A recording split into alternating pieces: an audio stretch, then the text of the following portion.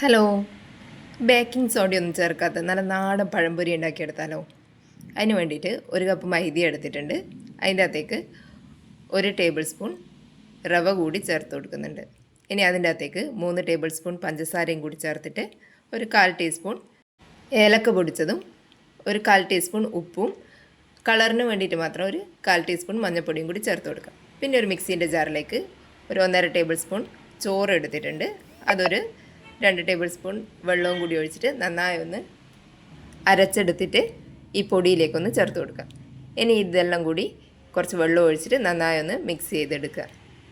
ഇനി ഇതിന് വേണ്ടിയിട്ട് 3 പഴമാണ് എടുത്തിട്ടുള്ള.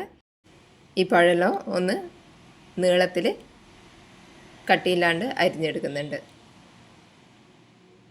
നടുവേ മുറിച്ചിട്ട് വേണ്ടിക്കൽ അങ്ങനെയും ചെയ്തെടുക്കാം, നീളത്തിൽ തന്നെ ചെയ്തെടുത്താലും കുഴപ്പമില്ല.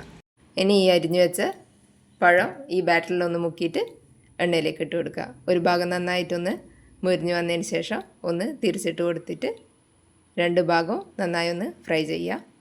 അതിന് ശേഷം എണ്ണയിൽ നിന്ന് കോരി മാറ്റാം. ഇതേപോലെ എല്ലാ പഴവും കൂടി ഒന്ന് ചെയ്തെടുക്കുക. കടയിൽ നിന്നെല്ലാം വാങ്ങുന്നതിനേക്കാട്ടിലും നല്ല ടേസ്റ്റിൽ വേറെ കൃത്രിമൊന്നും ചേർക്കാണ്ട് നമുക്ക് വീട്ടിൽ നിന്ന് തന്നെ ചെയ്തെടുക്കാം. വീഡിയോ ഇഷ്ടപ്പെട്ടിട്ടുണ്ടെങ്കിൽ ലൈക്ക് ചെയ്തിട്ട് ഒന്ന് സബ്സ്ക്രൈബ് ചെയ്യണേ.